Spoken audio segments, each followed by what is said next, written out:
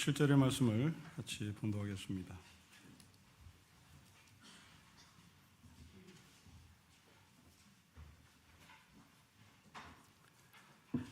13장 1절부터 7절의 말씀을 교독함으로 봉독하겠습니다. 각 사람은 위에 있는 권세들에게 복종하라. 권세는 하나님으로부터 나지 않음이 없나니 모든 권세는 다 하나님께서 정하신 바라.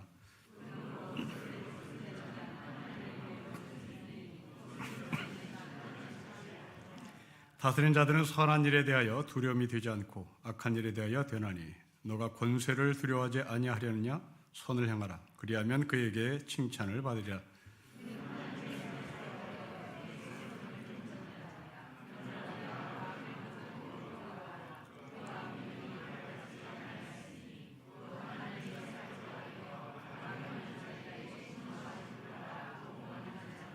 그러므로 복종하지 아니할 수 없나니 진노 때문에 할 것이 아니라 양심을 따라 할 것이니라.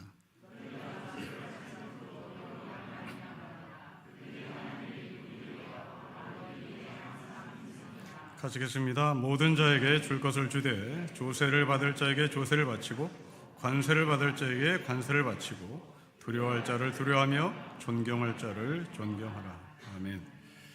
13장을 다룹니다. 세부적으로 말씀을 들어가기 전에 먼저 13장 전체를 관찰해 봐야 되겠습니다. 나무를 보기 전에 전체 숲을 봐야 하기 때문에 그렇습니다. 여러분, 13장은 총 3개의 이야기를 담고 있습니다. 1절부터 7절까지 세속 권력에 대한 성도가 어떠한 자세를 취해야 될지에 대한 말씀을 합니다. 8절부터 10절은 서로 사랑하는 사랑의 삶을 말합니다. 11절부터 14절은 이제 종말의 때에 성도가 살아야 할 삶의 자세입니다. 분명히 이것은 서로 연결되는 이야기일 것입니다. 이제 우리는 앞으로 이 세 개의 이야기가 어떻게 연결을 지어서 마침내 종말을 사는 우리에게 어떤 메시지를 전달하는지를 생각해 볼 것입니다. 먼저 오늘은 세속 권력에 대한 바울의 말씀을 나누겠습니다. 우연인지 모르겠으나 지난주에 우리나라는 행정부 수반이 바뀌었습니다. 오늘 이 본문은 행정부 수반이 바뀐 우리나라에 그리고 예배드리는 여러분들에게 각별한 말씀으로 다가올지도 모르겠습니다. 진보적인 행정부에서 보수적인 행정부로 개편되었습니다. 선거 역사상 초박빙의 선거였고 그러기에 그 결과로 인해서 승리에 도취된 사람이 있는가 하면 상대적으로 심한 좌절과 박탈감을 갖고 있는 사람도 있습니다. 새롭게 출범한 이 행정부를 바라보며 여러분들은 찬성표를 던졌을 때 오늘 본문을 어떻게 받아들일 것이며 반대표를 던진 입장에서는 오늘 본문을 어떻게 받아들일지를 귀 기울여 보기를 바랍니다. 특별히 오늘은 1절을 중심으로 말씀을 여러분들에게 드리겠습니다. 여러분 1절을 같이 읽겠습니다. 시작. 각 사람은 위에 있는 권세들에게 복종하라. 권세는 하나님부터 나지 않음이 없나니 모든 권세는 다 하나님께서 정하신 바입니다. 대단히 해석하기가 어렵습니다. 아니, 해석하는 것이 어려운 것이 아니라 1절을 인정하느냐 1절을 인정하지 않느냐가 더 어렵게 느껴질 것입니다. 각자 세속 정치에 대한 여러분의 견해가 다 다르기 때문에 그렇습니다. 오늘 본문에 대해서 적극적으로 동의하는 분이 계시겠죠. 또 오늘 본문에 대해서 반대한다고 생각하는 분도 계실 것입니다. 그 이유는 지금 여러분들이 찬성표를 던진 그 행정부가 내 편이다, 내 편이 아니다가 기준이 될 것입니다. 지금 이 행정부가 여러분의 편이면 오늘 이 본문은 적극적으로 동의가 될 것입니다. 지금 이 행정부가 여러분에게 동의가 되지 않는 행정부고 반대표를 던진 행정부라면 여러분들이 이 1절의 말씀을 동의하기가 굉장히 어렸을 겁니다. 독재자들 중에는 오늘 본문을 자신의 독재를 옹호하는데 아주 절호의 말씀입니다. 그것도 하나님의 권위로 독재를 옹호하고 독재를 편드는 본문으로 이용할 수 있기 때문에 그렇습니다. 실제로 우리나라 유신 독재 시절 때 한 유명한 정치인이 공개석상에서 이 말씀을 인용해 인정하라고 국민들에게 호소한 적도 있습니다. 물론 정치인들만 오늘 본문을 이용하는 것은 아닙니다. 목사들 중에 자기 정치 이념에 따라서 오늘 본문을 버리든지 차용하든지 하는 사람도 있습니다. 그러나 그런 설교를 듣고 차용하든지 반대하든지 그 설교를 듣고 성도들 가운데는 또 찬반이 나뉘고 내가 찬성하는 행정부 쪽에 입각해서 오늘 본문을 설교하면 아멘으로 화답할 것이고 반대로 설교하면 여러분들은 아멘으로 화답하지 않을 것입니다. 또 오늘 본문을 받아들이기가 힘든 사람이 있을 것입니다. 시민운동가들. 그들은 어떤 정파에 속한 사람들이 아닙니다. 시민운동가들은 늘 비판적입니다. 인권운동가들, 정의의 삶을 사는 사람들, 그들은 보수 정권이냐 진보 정권이냐 상관하지 않습니다. 모두가 다 그들은 비판적입니다. 그런 사람들에게 이 본문의 말씀은 정말 받아들이기가 어려울 것입니다. 자, 과연 그러면 우리는 이 세속 정보에 대해서 어떤 입장을 살필 것인가, 어떤 입장을 가질 것인가? 먼저 성경을 통해서 우리는 한번 확인해 봐야 되겠습니다. 여러분, 구약 시대로 거슬러 올라가십시다. 예언자라는 사람이 있었습니다. 그리고 그 예언자 반대편에 왕들이 있었습니다. 이 예언자들은 세속 권력에 대단히 비판적이었습니다. 다윗 왕을 비판했던 나단 선지자, 이사야 선지자, 예레미야 선지자, 아모스 선지자, 왕에 대해서 대단히 비판적이었습니다. 그렇다면 바울도 세속 정치에 대해서 비판적 입장에 서 있어야 합니다. 왜냐하면 바울은 구약을 전공한 학자이기 때문에 그렇습니다. 구약을 전공한 PhD 학위를 갖고 있는 바울의 입장이라면 세속 권력에 대해서 자기의 양심을 걸고 자기의 학문을 걸고 자기의 논문을 걸고 비판적이어야 하는 겁니다. 그런데 왠지 바울은 세속 권력에 대해서 순종해라, 복종하라고 로마 교회 교인들에게 권면합니다. 어찌 보면 바울은 자기의 전공 과목을 버린 것 같습니다. 자기의 조상, 자기의 선배 아모스, 예레미야, 나단, 이사야를 다 버린 것 같습니다. 여기서 학자들은 이 바울을 설명하기 위하여 네 가지의 모델을 제시하며 여러분들에게 선택권을 던집니다. 첫째 모델은 분리 모델입니다. 분리 모델은 정치와 종교를 분리시키자는 얘기입니다. 소위 정교 분리입니다. 특히 한국 교회는 이 분리 모델에 깊이 들어가 있죠. 그 이유는 우리나라에 들어온 선교사들이 이 정교 분리의 신학에 근거한 공부를 한 사람들이기 때문에 그렇습니다. 그래서 그 사람들은, 그 선교사들은 교회는 정치에 관여해서는 안 된다. 분리해라. 서로 관심을 갖지 말라라고 가르쳤습니다. 두 번째 모델입니다. 투쟁 모델입니다. 대립 이론이라고도 합니다. 이것은 세속 정부를 향하여 교회는 투쟁을 해야 된다. 대립해야 된다. 긴장 관계를 가져야 된다. 소위 구약시대의 예언자들처럼 왕에 대해서 비판하고 세속 정부에 대해서 비판하고, 오늘날로 얘기하면 이 예언자들, 이 대립 이론은 시민운동가 같은 그러한 위치에 서 있는 사람들입니다. 독재를 하면 투쟁을 해야 되고, 행정부가 잘못하면 데모를 해야 되고, 심지어 탄핵도 시키고 하야를 이끌어내는 사람들, 바로 그들은 투쟁 이론에 서 있는 사람들입니다. 셋째 모델은 변혁 이론입니다. 성도는 세상 안으로 들어가서 소금으로, 빛으로, 말없이 소리 없이 맛을 내고 빛을 발하고 부패를 방지해야 한다. 소리 없이. 이것이 변혁 이론입니다. 혁명을 하자고 주장하지 않습니다.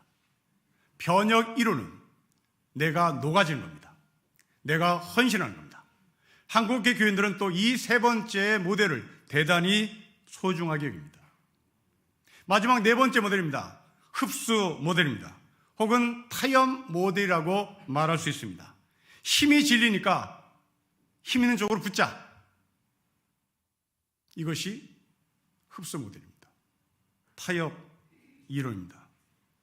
일제 친일파들이 바로 이 모델을 따랐죠. 일제 강점기의 친일 목사들이 바로 이 모델을 따랐습니다. 별 수 있겠어? 우리가 힘이 없잖아. 신사참배하는데 하라는데 어떻게 하겠어? 힘이 깡패지. 힘이 진리지. 붙어야지. 유신 독재 때, 군부 독재 때 지식인들, 목사들, 타협 이론, 거기에 상당수가 넘어갔습니다. 그렇다면 오늘 본문이 이 네 가지 모델 중에 어느 본문에 속할까? 우리는 생각해 봐야 되겠습니다.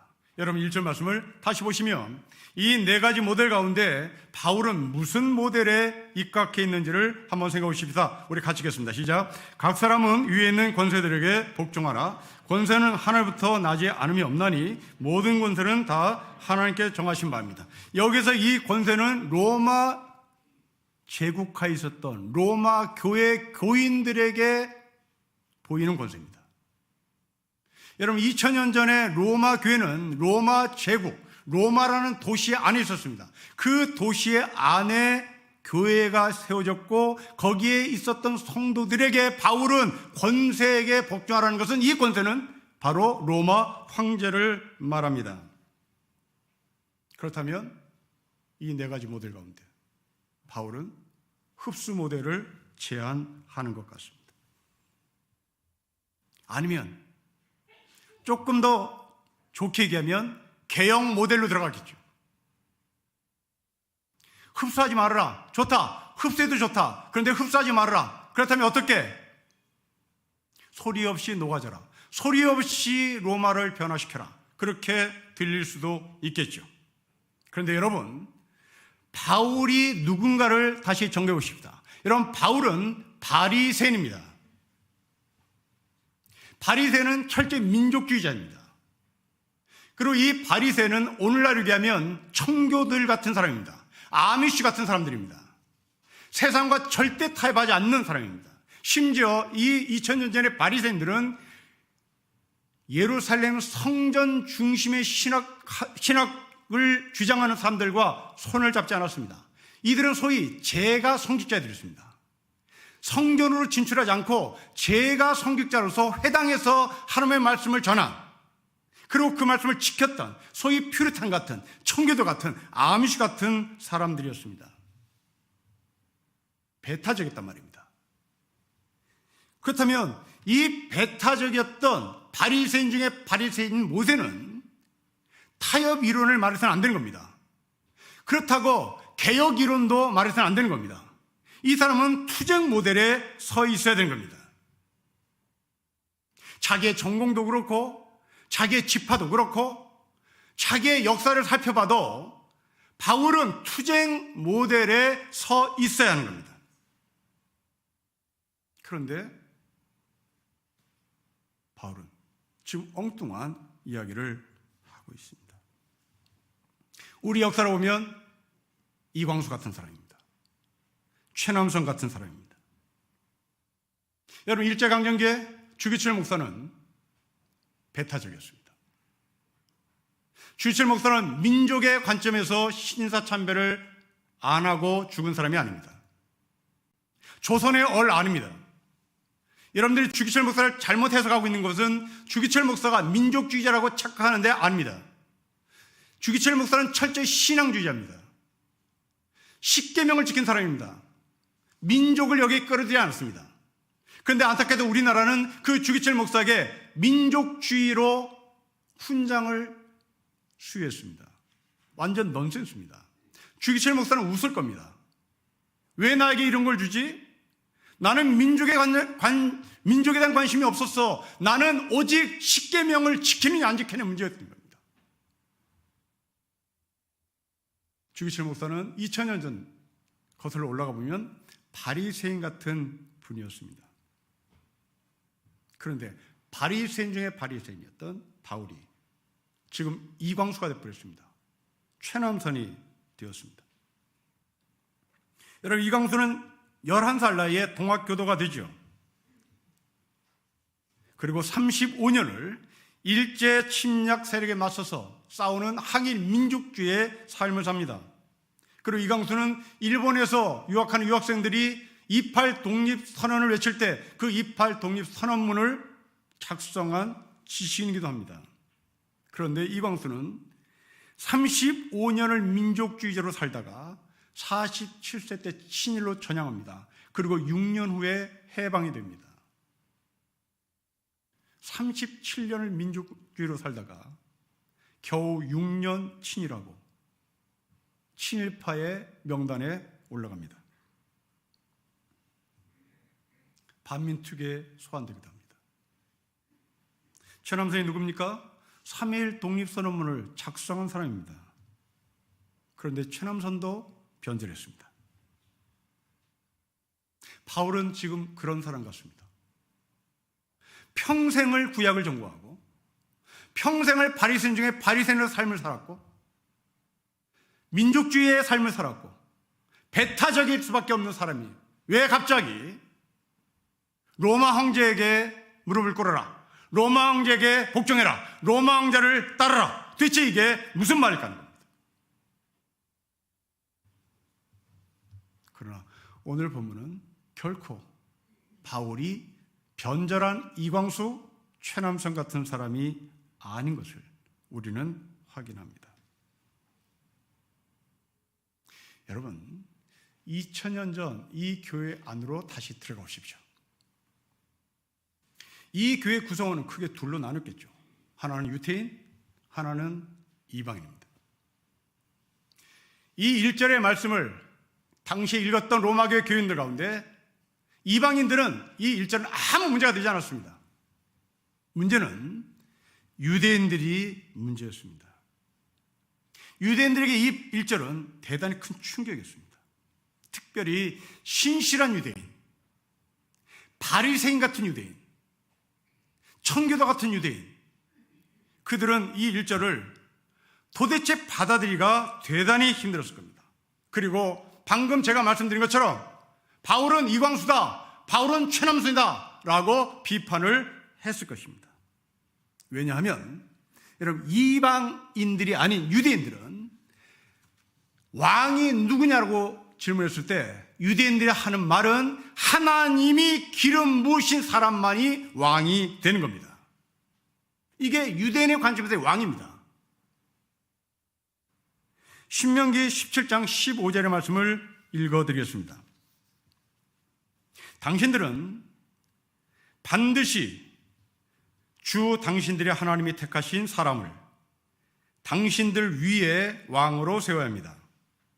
당신들은 결의 가운데서 한 사람을 왕으로 세우고 같은 결의가 아닌 외국 사람을 당신들의 왕으로 세워서는 안 됩니다. 유대인들은 이 말씀을 근거로 바울의 말을 비판할 수밖에 없었던 겁니다. 당신들의 민족 가운데서 왕을 세우십시오. 당신의 민족이 아닌 이방인이 왕이 되면 절대 안 됩니다. 신명기의 말씀입니다. 여러분, 이것을 이스라엘 백성들은 정말 철저히 지켰습니다. 그 대표인 사람이 예수님이 태어났을 때 헤롯 왕이라는 사람입니다. 여러분, 이 헤롯 왕은 유대인이 아닙니다. 이 헤롯 왕은 혼혈입니다. 유대인과 이두메인이라고 하는 사람과 피를 섞인 혼혈입니다. 근데 이 이두메인이라고 하는 사람은 사마리아 사람보다 더 듣보잡의 민족이었습니다. 우리는 사마리아 사람을 굉장히 비하하고 당시 2000년의 사람들은 사마리아 사람을 사람으로 취급하지 않았는데 이 사마리아 사람보다 더 듣보잡의 민족이 바로 이두메 족속입니다. 헤롯 왕이 바로 이 피를 갖고 태어났습니다. 그러기에 당시 유대인들은 이 헤롯 왕을 인정하지 않았습니다. 왜냐하면 피도 섞였을 뿐만 아니라 로마가 이 사람을 왕으로 파견했기 때문입니다. 동의할 수 없었던 거죠. 여러분, 로마를 통치하고 있는 사람 유대인이 아닙니다. 로마의 황제는 이방인입니다. 유대인의 관점에서 로마 황제를 인정할 수가 없었던 거죠. 성경에 근거한 이야기입니다. 그래서 예수님의 제자 중에 이렇게 이방 민족에 대해서, 아니면 이방 민족의 앞잡이에 대해서 절대 동의할 수 없다 하고 그들을 죽이려 하는 사람이 있었습니다. 젤로당입니다. 열심당이라고 해석됩니다. 예수님의 제자 중에 있었습니다. 젤롯 시몬이라는 사람입니다. 단도를 몸에 차고 다녔습니다. 그리고 자기 몸에 있는 단도로 이방인의 앞잡이가 보이면 순식간에 목을 따는 아주 무서운 사람이었습니다. 그 중에 이 열심당 젤롯 가운데 시칼이라고 하는 비밀 결사 집단이 있었습니다. 로마는 이 시칼이 집단을 벌벌 떨었습니다. 예수님 당시에 역사가했던 요세푸스가 글을 남겨놓은, 시칼에 대해서 글을 남겨놓은 문헌이 있습니다. 제가 읽어드리겠습니다. 대제사장의 축복 기도가 끝나고 대제사장 요나단은 제단에서 물러나와 경사로를 따라 성전의 바깥들로 내려갔다. 이방인의 뜰에 도착하자 성전 경호병들은 요나단을 둘러쌌다. 경호병들은 군중들이 대제사장에게 손을 대지 못하게 했다. 그런데 그 안에 시카리가 있었다. 시카리는 대제사장이 어디쯤 오고 있는지 눈 감고도 알고 있었다. 대제사장의 옷 가장자리에 달린 방울 소리 때문이다. 방울 소리가 점점 가까이 들린다. 대제사장이 시칼이 바로 코앞에 다가왔다. 시칼이는 군중 틈을 비집고 들어가 제사장 요나단에게 바짝 다가갔다. 단검을 빼서 순식간에 대제사장의 목을 그었다. 대제사장을 살해한 시칼이는 군중들이 눈치채기도 전에 군중 사이로 유유히 사라졌다. 자객 스스로 살인이다, 대제사장이 죽었다 가장 먼저 외쳐도 이상하지 않을 정도로 순식간에 일어난 사건이다. 2000년 전에 있었던 이야기입니다. 이게 유대인입니다. 왜 대제사장을 시칼이는 단검으로 목을 그었을까요? 2000년 전 로마가 대제사장의 인사권을 가지고 있었기 때문입니다. 로마 황제 인정 못합니다. 헤로드 왕 인정 못합니다. 대제사장 인정 못합니다. 모두가 다 로마가 임명했기 때문입니다. 자, 다시 로마 교회 안으로 들어가 보십시다. 로마 교회 안에는 시카리 정신을 따르는 유대인이 있었겠죠. 아니, 시카리를 따르지 않는다 할지라도 유대인들은 로마 황제를 결코 인정할 수 없었습니다. 이건 정치 이념의 문제가 아니라 신앙의 문제였기 때문에 그렇습니다. 자, 이 배경 속에서 바울이 한 이 말은 대체 무슨 말일까 하는 겁니다.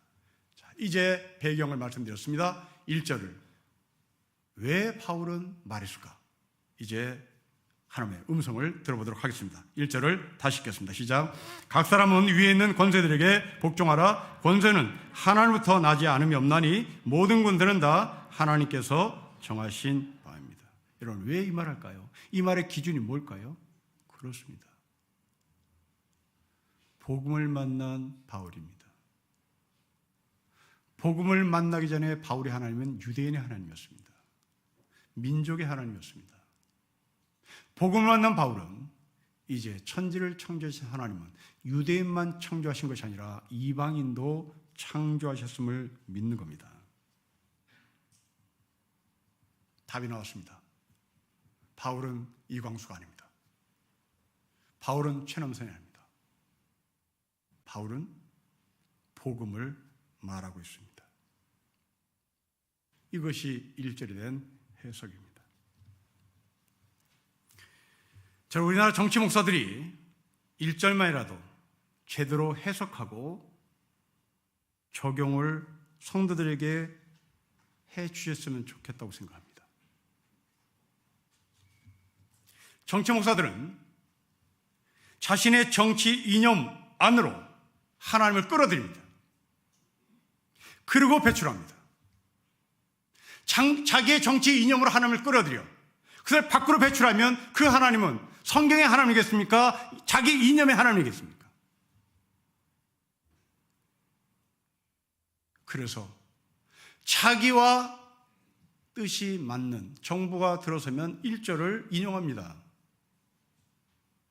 자기와 뜻이 맞지 않는 정부가 들어서면 예언자로 바뀝니다. 그리고 들이받으라고 얘기하는 거죠. 여러분, 이런 목사는 복음이 없다는 것을 자기 스스로 증명하는 겁니다.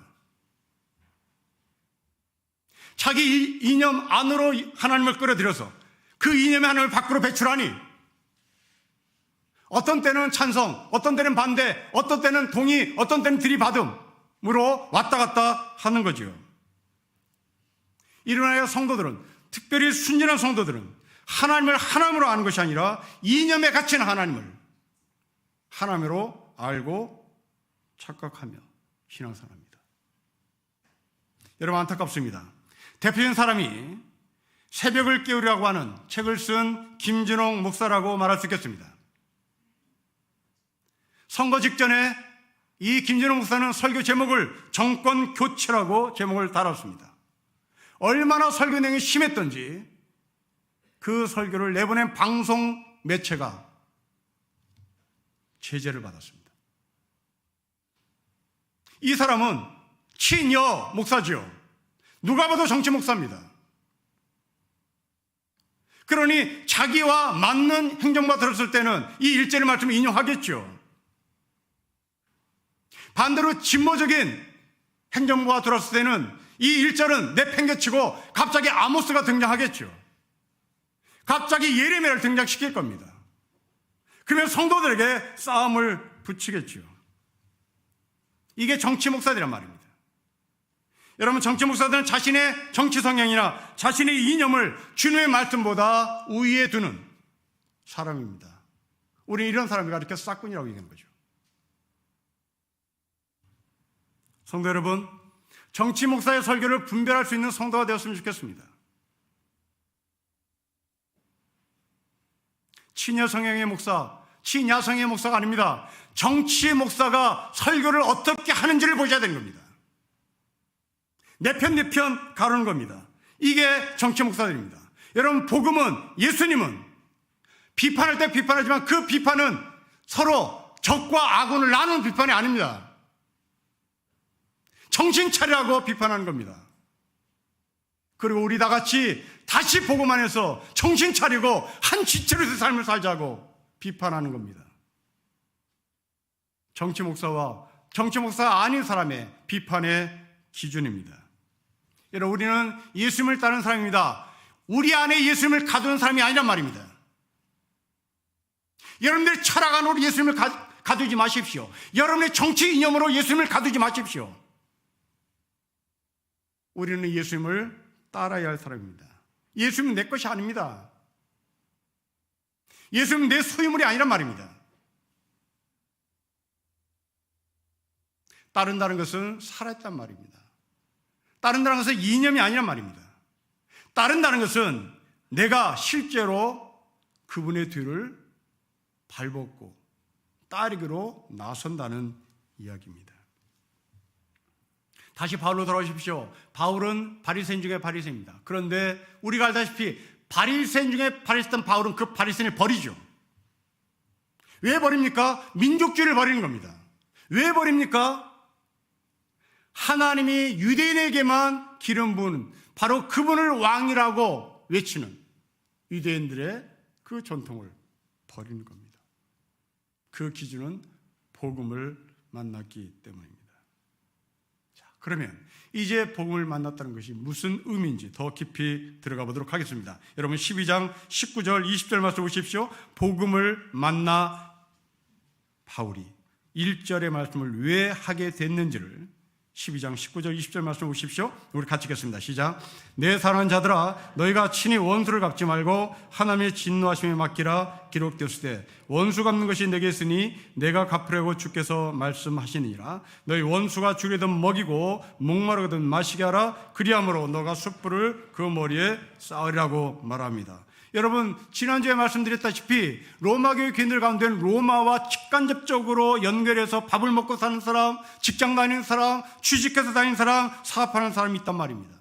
좀 더 구체적으로 얘기하면 전쟁의 군인으로 나가서 로마의 앞잡이로서 군인의 삶을 살고 그 군인이 벌어들인 돈을 가지고 자기 아내와 자기 식구들이 밥을 먹고 사는 사람이 있었단 말입니다.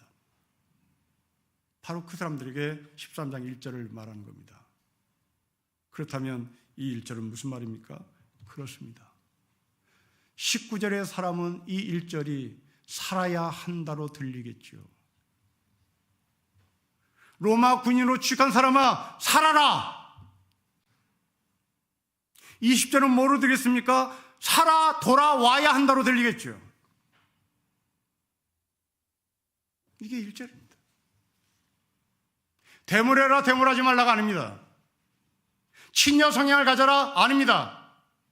힘이 질리니 굴복해라, 아닙니다. 살아야 한다. 살아 돌아야 한다. 로마의 비굴하게 굴복한 거 아닙니다. 한 사람도 다치지 않기를 바라는 바울의 마음입니다. 이 이야기는 예수님의 말씀에도 그대로 드러납니다. 잃어버린 양 한 마리를 찾아 나서는 목자의 심정입니다. 여러분, 목자는 누굽니까? 들짐승으로부터 양을 지키는 사람입니다. 99마리의 양을 들판에 두고 한 마리를 찾아 나선다고 하는 것은 대단히 비현실적입니다. 여러분, 이 목사가 오너가 아니라 월급장이라고 생각해 보십시오. 아니, 여러분이 회사에서 지금 이런 직책을 갖고 있다고 생각해 보십시오. 내가 팀장이 되었습니다. 100명의 팀원이 있습니다. 한 명이 안 보입니다. 팀원을 리더해야 할 팀장인 여러분이 이 99명을 놓고 한 명을 찾으러 나간다? 그걸 오너가 알면 해고입니다.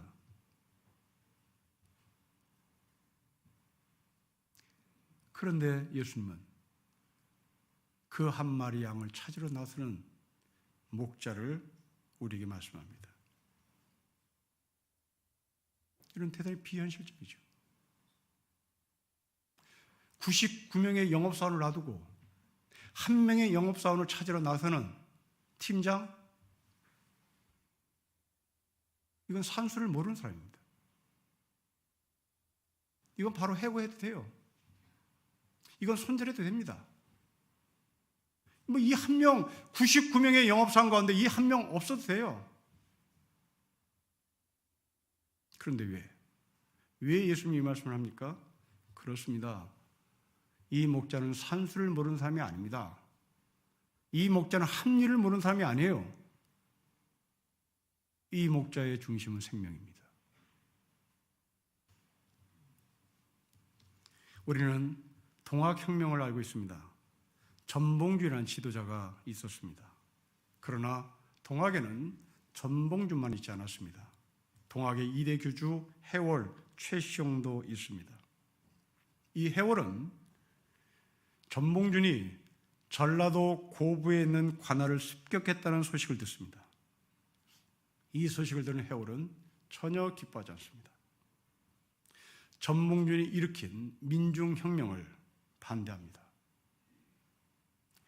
해월이 반대한 이유는 생명이었습니다. 도를 빙자하여 폭력을 쓴다면 그것은 난적이 된다라고 주장했습니다. 한 번은 전봉준이 자신을 따르는 사람 앞에서 나는 날아오는 총알을 손으로 잡는 신통한 능력이 있다라고 소위 뻥을 쳤습니다. 그래서 사람들이 신기해서 한번 해보라고. 그래서 전봉준은 자기 부하에게 전방에서 나를 향해서 총을 쏘라고 명령했습니다. 실제로 쐈습니다. 안 죽었습니다. 자기 말대로 전봉준의 손에 총알이 잡혔습니다. 사람들은 도인이다. 도인이다. 이때부터 전봉준은 소위 우상이 됐습니다. 그런데 뻥이었습니다. 사전에 짜고 친 고스톱이었습니다. 해월은 도를 빙자하여 도인 행세를 하는 이 전봉준에게 편지를 씁니다.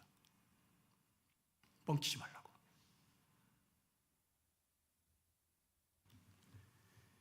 그럼 바울은 교인들에게, 로마 교회 교인들에게 살아남으세요. 살아남아야 합니다. 다치지 마세요. 로마 군대의 앞잡이로 전쟁터에 나가도 살아남으세요. 살아 돌아오세요. 이러보니 예수님의 말씀이 생각납니다. 드레핀 백합화를 보십시오. 하늘에 계신 하나님이 저들을 입히고 먹이지 않습니까? 하물며 하늘에 계신 우리 아버지, 하늘에 계신 우리 아버지가 우리를 그냥 놔둘까요? 예수님은 드레핀 백합화도 소중히 여기듯이, 아니 그 이상으로 하늘에 계신 우리 아버지는 우리를 살기를 원하시고 우리에게 살라고 말씀하십니다. 세상 권력이 무서워서 무릎 꿇는 거 아닙니다. 생명으로 데모하십시오. 생명으로 정치 참여하십시오. 증오의 데모는 서로를 죽이는 일입니다. 기독교인들은 데모할 수 있습니다. 정치 참여할 수 있습니다. 그러나 세상 사람들처럼 이념의 정치 참여가 아닙니다. 이념의 데모가 아닙니다. 생명입니다. 한 사람도 죽을 수 없는, 한 사람도 죽여서는 안 되는 바로 복음 안에서의 데모, 복음 안에서 정참여, 복음 안에서의 순종, 복음 안에서의 생명 소중함을 다시 한번 기억하시고 이 삶을 살아가는 신령교 성도가 되시기를 주 이름으로 축복합니다. 기도하겠습니다. 아버지 하나님, 기독교인들의 데모를 해야 되는지 말아야 되는지가 아니라 생명을 기준으로 할 것이니 말 것인지를 결정하는 성도로 살게 하여 주십시오. 살려야 한다는 원칙에서 복종하고 살려야 한다는 원칙에서 데모하게 하옵소서. 주 예수 그리스도의 이름으로 기도합니다. 아멘.